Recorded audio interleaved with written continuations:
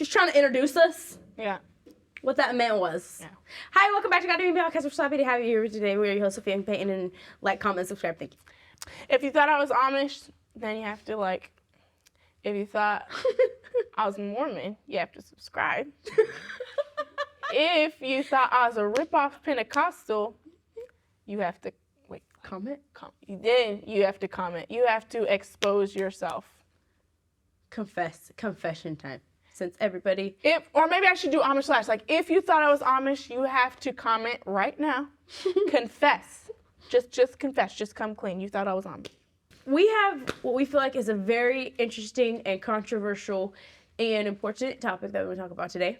Well, obviously important to us. I think it's important to... More important or more relevant. Okay, it is the most important to us, obviously, because of who we are. But we want to talk about... Does anyone see how tan I got in Mexico? Talking. I'm so jealous, honestly. That's why I don't want to talk about it. We want to talk about interracial marriage.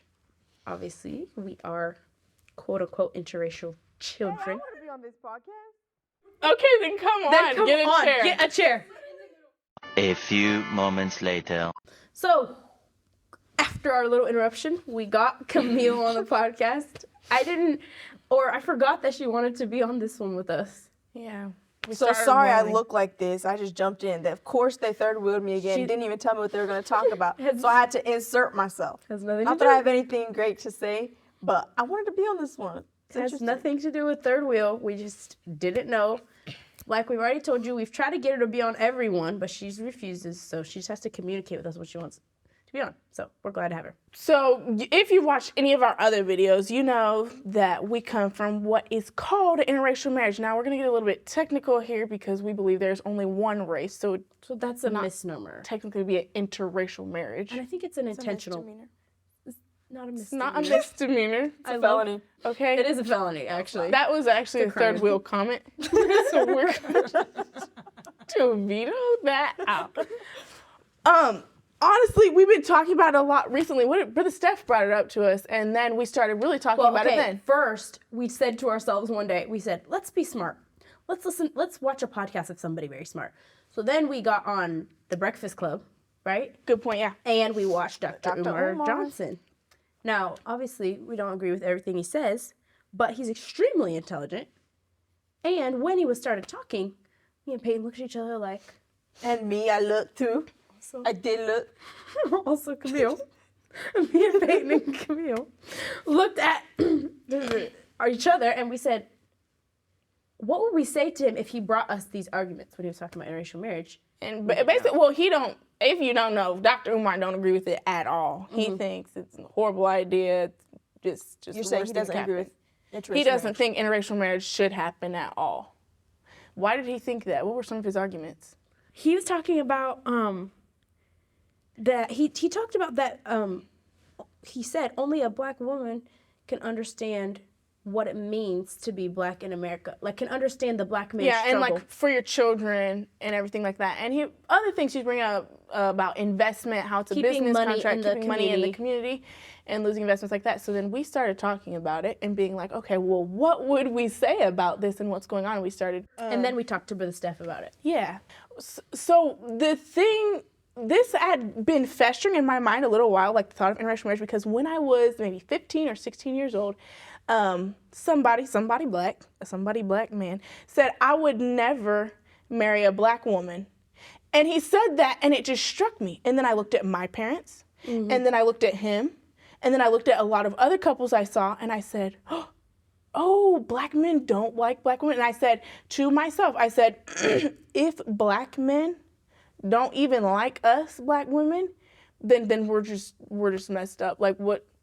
If we can't be accepted by our own people, then it's just over. Like what is that? And I remember getting like really depressed about it. Who we are? Right, and then that kind of like started me thinking about it, like when I was that age. I don't know that I ever thought about it except in a positive way, because to me it was kind of like it's always kind of been like proof that racism is getting fixed. Racism is over. Racism is a thing of the past. Like, there were people in the past that fought to be able to be married and had to deal with all kinds of, issues. My great-grandma, was white and married to a black man. Now, she said she was black, but she was not.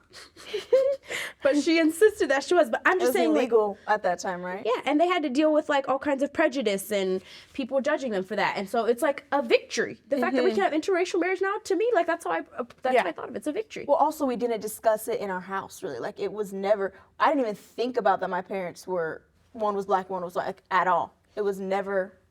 And I had to I mean, why would we discuss it really? Like as children, why would that come up? Yeah, and we had a thing where a lot of our friends thought, which my mom is kind of, you probably didn't really get this, but my mom is kind of like more olive complected if you've seen the podcast with my mom. So people always assume my mom was, if not, you know, what they call mixed, some other kind of nationality. People often assume that. And I think just because they see her with my dad. I don't know. It's weird how that does that, but. Even in the recent past, like I had a run-in the other day. I was teaching one of my students. I think he's 9 years old. And he's already a little on the bratty side. Like he really wants attention, you know, so he'll do anything for it. But we're having like a conversation. He's actually really smart. He's one of the smart students and he loves learning, he loves reading. But he was in a mood and he's like, he pointed at one of the girls, this little white, blonde hair, blue eyed girl. She's like, that's my girlfriend. I was like, oh yeah? He's like, yeah. He's like, I would never date a black girl. And you know us girls. I was like, all three of us. Yeah, were like, I was like they're teaching in separate corners, and we're all like, what? We all woke up. Like, we all We're heard like, him. I said, what did you say? And he said, I would never date a black woman. And I this said, boy, you forgot to mention, this boy is mixed himself. yeah, he's super light So skinned. he's like light skinned. He has, little like dreads, but he has like these greenish, grayish eyes. So he's mixed. So I was like, well, he needs to validate this statement that he just made. That was pretty brash and bold. And I was like, young man, why would you not? And he's like, first of all, they loud. I was like, he's like, they think they bougie and they're annoying and they ugly. I was like, oh, that was a lot. well, you have reasons. I can't say they're altogether wrong, but not right either. And then we had like a little discussion about He it. started asking him like, "Isn't your mom?" I was like, "Is your mama black?" He's like, "Yes."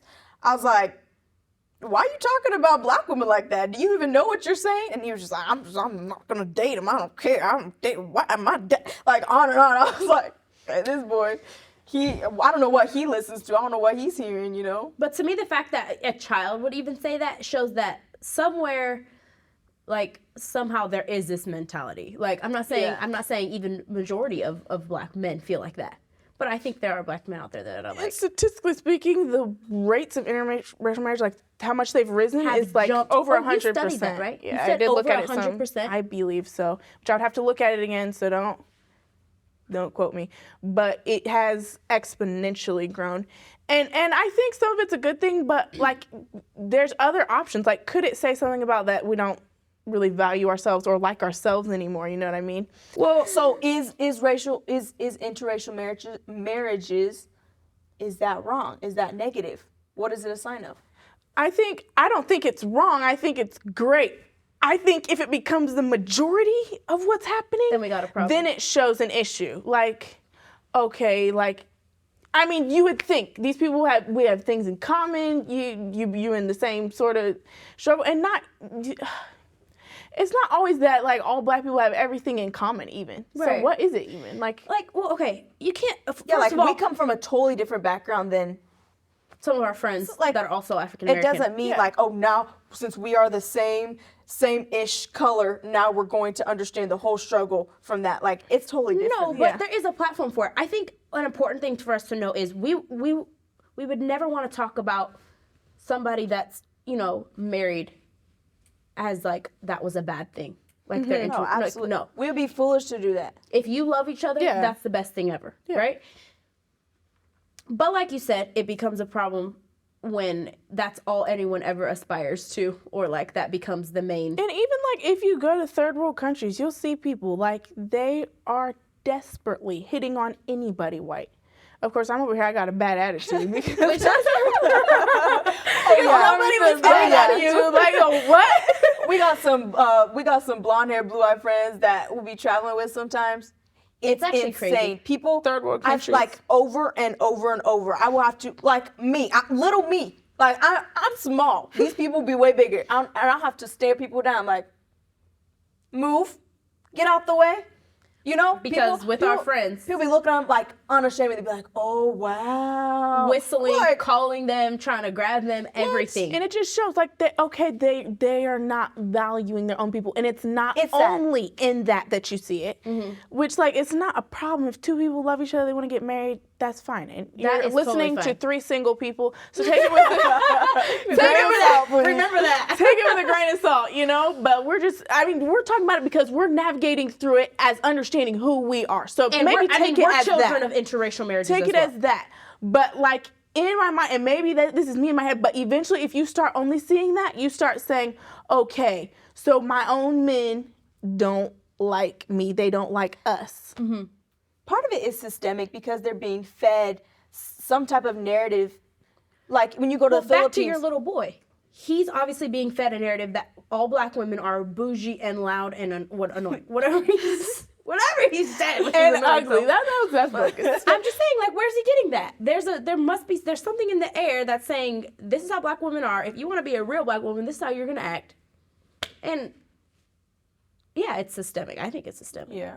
What were you gonna say about in the Philippines? I was just saying that, like, we've been to the Philippines, Nepal, different places, and all the billboards that they show, anytime they have a model that's Filipino or native to that country, they show the lightest skin, the straightest haired, like they're just feeding this into them that that's what's beautiful, that's what you want, that's the goal, that's what you want to be, that's who you want to marry, date, And even when you whatever it shop there, like all their lotions, deodorants, it's all like whitening cream and whitening deodorant and whitening You just get the sense that people, like, even some people I've seen, like when they marry someone white, they feel like, oh, I've made it. I have done it. And that just shows something wrong with our mentality. It's not the problem with people dating cross, which it makes sense to date and marry in your culture.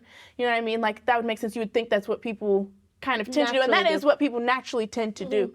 But just when it happens like completely the other way all the time, and I feel like that's what I was completely surrounded by as a child. And to me, that's systemic too. Like the idea that to get a white girl or get a white man is to have made it, that's put on you too. Like you didn't just get that from anywhere. And honestly, I think that when people have mixed children like us, that it should be a topic to talk about.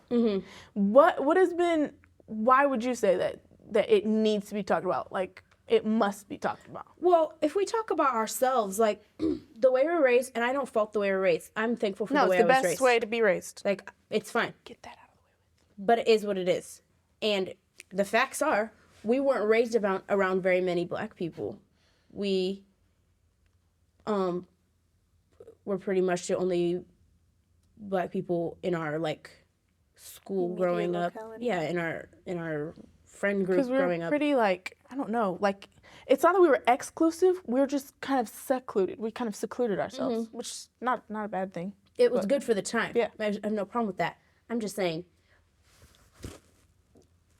it feels like we're a little bit belatedly learning about what it means to be black. And honestly, to be in the struggle, because you don't want to be out of touch. Right. It's not even Christian to be out of touch. It's not even Christian what I to was not gonna be in say the struggle. earlier. That's what I was going to say earlier about the struggle. We have to talk about that. As much as I can appreciate interracial marriage, my parents have an interracial marriage and they have a very good interracial I would marriage. never want my parents to have married anyone else. Anyone else. I wouldn't be here. I have the perfect dad, I have the perfect mom. We're so glad. It's wonderful. I Yeah. can say that over and over. But as much as we appreciate it, it is true that and you said, not all black people are the same. Of course that's true. But there is one struggle that every single person that is black in America, I believe, has to deal with at some point or another. There's one struggle. Yes. And you might grow up sheltered, you might grow up here or there, like you can grow up in all kinds of situations, but at some point And you can deny it if you want. and you can deny it. You can We ignore won't talk it. about Candace Owens because we're not big enough to talk about Candace Owens. So I'm not going to say even her name. I'm not going to say We don't Candace want Owens. her coming after So us. keep because going. What would we say to her? but The struggle, yes. I'm just saying, like, it's undeniable. You're gonna have to deal with that at some point. At some point, you're gonna come into some sphere where you feel the color of your skin making a difference. You have to ready your children for that. Yeah, absolutely. Your children are carrying an image. It doesn't matter what happens. In America, I am a black woman. Right. You know? And even though your mom might be able to acquire understanding of that, she doesn't understand from experience. She's never had to deal with that. And it's no one's fault. It just is. It just is. She's been able to move through a world, and she didn't give herself this privilege, but she's been able to move through a world where she was considered the default. In America, white is default. Right. It's considered the default, at least. And she's just been able to live in that world. And talking about us, for example, our dads haven't. But, you know, if neither of our parents are really talking about it, then we're just growing up like as if we were white, kind of, just assuming we're, you know, whatever. We're just the same. And not to make race more of an issue than it is, but race is an issue. We can't ignore that. People that think it's a non-issue, it's over, it's fixed, it's dealt with, I feel like they need to wake up. Yeah, and we needed to talk about the book White Fragility at some point. Ooh, so good. Right? We're going to get... Because she helps it make sense. We're going to get a judge on here, Lord willing, in the near future to talk about white fragility because she read it and studied it, and she's so good at talking about it. She's so articulate. Yeah, she's super articulate. We wanted to get her a few weeks ago, but one of my friends had an accident, so it didn't work out. They ended up being okay. But Thank the Lord. yeah, it was scary. White fragility has to be talked about. I'm thankful our moms have read it and understand it. And our moms are actually very good at understanding it. And our moms are such black activists. Okay? like, literally, okay, especially the black radicality, any black radicality that we have has come from our white moms. It literally has. We're going to try to get our parents on here to have a conversation about interracial marriage, and I think it could be very interesting. Yeah, I think it'd be interesting. I feel like it's a tough topic to navigate. I mean, if you can't feel it from us already, I feel like we even still struggle to articulate. And I'm sure you can find much fault with the things that we're saying. And I am 19 years old, and I'm sure in a couple years, I'm like, oh, why did I say that? But, you know, I'm just expressing how I feel right now and putting it out there, you know? Like, we're working through it. Like, you all add whatever you want, too. Like, in the comments, we'd love to hear what you all think. And articulate about it. Yeah, and we want to interact with you all. Even if we don't answer right away.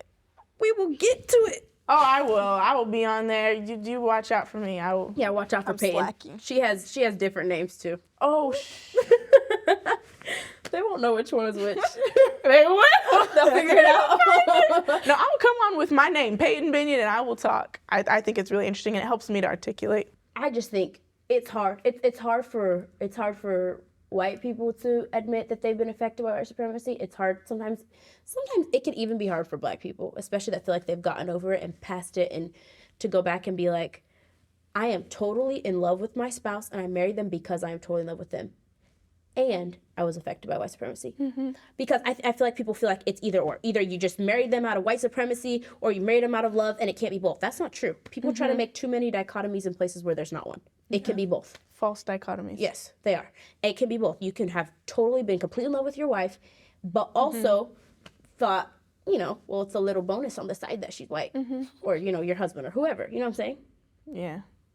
Yeah, I definitely think it's something that we have to talk about and articulate. And I honestly think it would be kind of good to come from mixed children. Like, whenever people talk about it, I'm like, don't talk to me because I have room to talk about it. I love my parents. They are in love. They have a great marriage. They have a great marriage. I can talk about this because I can see both sides. Because, you know, if white people talk about it, it's seen a certain way. If black people talk about it, it's seen a certain way. But I feel like if mixed children can talk about it, it can be a little bit more powerful. And it can make a space for other people to and it's a little cushion too. Like, it's powerful and cushion. Like, girl, okay, they're not talking against white people. How could we? We're white. Part of us. Like we are. Yeah. Whereas white as you are black, we just cannot hold that image. Yeah. And that's how America has been. Yeah, there's people on here that have been like kind of upset that we say we're black. Which is like, but what would you do if we also said we're white? Like, that just doesn't work in America. Like, it just literally doesn't flow. Like, I cannot say that. It does not matter. Like, it doesn't matter how mad people are. Like, I just simply cannot say I'm white when I could just say, like, you know, it just does not work in America. Which goes back to the, you know, the one drop rule. If you have one drop of African blood, then you're considered black, you know. But I mean, it's so ingrained into our minds that nobody looks at Peyton and thinks, oh, look at that white girl. And at they this may not. point They're in gonna time, think either they're gonna think black or they're gonna think mixed, but they're not gonna think white. Right. Like, even though she's black and white, which makes mixed, they're going to think black or white, but not mixed. I'm sorry, they're going to think black or mixed, but not white. And, like, at this point, to, like, for me to get up and just say, like, I'm white, because that's, like, completely exiting myself kind of out like of a the cop-out? struggle. Yeah. I think it's a cop out because, like we already said, being black in America, whatever shade you are, you're involved in the struggle. So if you all of a sudden try to say you're white, it's like you're trying to jump out of the struggle and not be a part of it. Like, the struggle, it's difficult, but we're trying to work through it. We're trying to we're trying to make it better. We're trying to develop understanding, help others develop understanding. We're trying to work on the unity of mankind. We want to all, we want to work together. We understand that we are all caught in an inescapable network of mutuality, tied in a single garment of destiny. What affects one directly affects all indirectly, said Dr. Dr. Martin Luther King. Junior. We understand that, and we're working towards that. Point. Thank you for the junior. But to all of a sudden try to say you're white is like to jump out of the struggle of what it means to be black. Yo. Which you technically, not only can you not do, but it's just so unhelpful if you try to do Yeah, that. and honestly, that's like the only platform we can work from because it's the image that we carry. So that's the platform that we've been given. We're gonna work from that. So, yeah. And yes, like Peyton was saying, you know, I do feel like being mixed children gives us a bit of a platform to talk about it. And yes, there are struggles that I feel like are unique to mixed children. Like, people, obviously we're not white and we would never be accepted as white. But we may also sometimes get a vibe from black people like, are you really black? Are you black enough? Are you truly... Get a vibe check that it feels like we would never... Black card I could possibly take from you. Because if it's there, I'm looking for it. I feel like that's a conversation we should have with someone who's black. Who knows what they're talking about and they're black. What? Like, ask them what? Yeah, like just about the whole situation and how they feel about it and how it's taken in the black community. I've heard people go both ways talking about it. Like black people being like they're not really black, and black people being like, yes, they are black, and they better not say they're anything else, you know. What does Dr. Umar say about mixed children though? Doesn't he say He like says if you they're embrace black. the struggle, He says he they're says black. black is knowledge. So No, he didn't say he black did not is say knowledge, that. but the Yeah, Steph said said black that. is knowledge. cut. No, you're just fixing it. But I think Dr. Umar said if you embrace the struggle, you're fine. But he also said like poor them, kind of, which I refuse to feel like poor me. No. I am glad to be interracial because interracial. I don't believe it's interracial. I'm glad to be what they call interracial because if I'm not glad to be myself, then what else? Gotta but be also me. because gotta be me. And I think there's a I good. thought you said then God would be mean. Well, if he created us something that we could not be glad to be. yeah. Like, there's nothing wouldn't wrong do with that. there's nothing wrong with it. There's struggles that are unique to it. There's struggles that are unique to everything. There's advantages to it. There's advantages to everything. There's not. I feel like okay, so we've talked about some of the struggles. Let's talk about some of the advantages. I feel like you're kind of standing in a place between worlds, which can be hard, but which can also be a big advantage because you're kind of hearing from both sides. And you got family that comes from both sides, so you have like an understanding of two different cultures, maybe. kind of just inside of you, like a part of you. You're a part of two cultures, whether you can technically identify with that culture or not. Obviously, I can say, you know, I have Irish or I have German, I'm Jewish, but like just having that understanding inside of you of who you are is like, it gives you a connection to all sides, I feel like. For sure. I can't wait till we talk to our parents about this. Yeah, I think it's going to be so Have good. them on here. All four of them. wonder You what can be they're on here gonna too. say. Sticky. I feel like, yeah. You think it's I gonna be feel sticky? Like, I feel like I'm going to be disagreeable because you have not seen, like, I get super. I thought you were gonna get super more stirred up on this feisty about podcast. this kind of stuff. No, because I don't want to look dumb. But, yeah. It might not get sticky. It might be just like open, honest, and My cordial. mom has like a really good thought about their marriage that's like Yeah. so interesting. Have you talked to your mom about it? I have. I love how our moms are so in it. Like they're like 100% in it. Yeah. But again, being in the struggle, being like having the knowledge to be in the struggle is kind of new for us. It is. Like yeah. pretty much we just grew up. It wasn't that we had no knowledge, we had a little bit. Our parents provided us with plenty of books, so we were educated as far as that goes. But as far as Like, I feel like I grew up a lot in black church. So I had that sort of a thing. Like, just dad, we went to black church in Chicago. So I had some of that. But other than that, yeah, Absolutely, not a lot. And we were forced to think about it more than our quote unquote white friends. Like, you know, all the people wanting to touch our hair or make comments about this or that. We should tell stories about that. People So people can say we're crying. Good, I am. I will cry. If you looked at if you look at the funny short crying that we're wolf, gonna post, actually. I can cry. on demand. On demand and command. It's I will. amazing. I'm saying we had to deal with the idea of being black, but we've never been forced to consider it at its depth like we have been now. And it's so good. I'm so thankful for it. Absolutely. It's a struggle. It is a struggle, but how can we be good. valuable in the struggle unless we understand what's going on, right? You can't ignore it. And that's the most important main thing to me. Like, if you are interracial parents, do not You ignore gotta jump in it with both Talk feet. to your children. Tell them what image they Please hold. talk to your children. And you know what? And that's part of interracial marriage. Like, when you marry interracial, you gotta understand That that it's when going to you be a have struggle for children, your children. you gotta talk to them. You're gonna have to open it up because your children are gonna ask. They're gonna want to know. Yeah, at some point or another, they're going to get curious. They They're like going to wonder may about not be themselves. comfortable talking about it with you because honestly They're gonna that's talk kind of awkward. about it But, with someone, so you might as well open it up for them. or they'll even just have an inner turmoil in their mind. Like, what is this? You know? And children need to hear about that. They need to say they need to hear, honey, America's going to consider you black. Now, this is just your father or your mother. This is what the world And considers this is them. your Yeah, people are gonna come responsibility. to them and ask if you want to look like a smart parent. Talk to them about it. Talk to your Okay, children. now we're giving parenting advice, marriage advice. We should And probably All of stop talking at this point. I think we've gone on long enough. But yeah, I'm really looking forward to bringing our parents on, and looking forward to hearing from you all in the comments. Interracial marriage, I think there's a lot more to dig in there, and I think it can get sure. it can get painful, but I think it's important. Yeah, absolutely. Well, you all know what time it is. Nothing. Peace. Okay, you're so deflated. You are that person that says jokes that are literally 0% funny. That nobody can even manage to smile at. Only Third you wheeling think- me. May you. You third wheeled yourself just now. See, okay, now you'll have proof because listen, she always thinks we third wheel her and she cries about it. She doesn't cry about it. I don't. She thinks we third wheel her. She does not cry about it. I lied. She thinks we third She wheel doesn't her. cry unless she's hungry. And then she does things That's a lie. like that. Also, she doesn't cry unless she's hungry. Peace, love, and hair grease. Peace, love, and hair grease. Peace, love, and hair grease. We're never asking you back on the show if you don't say it. Oh, you waiting on me to say it? I never wanted to be on this show in the first place. Now y'all go rewind. Now you know that's Cap. Did you hear her begging at the beginning? That is 100% Cap. Y'all know what time it is. Peace, love, and hair grease.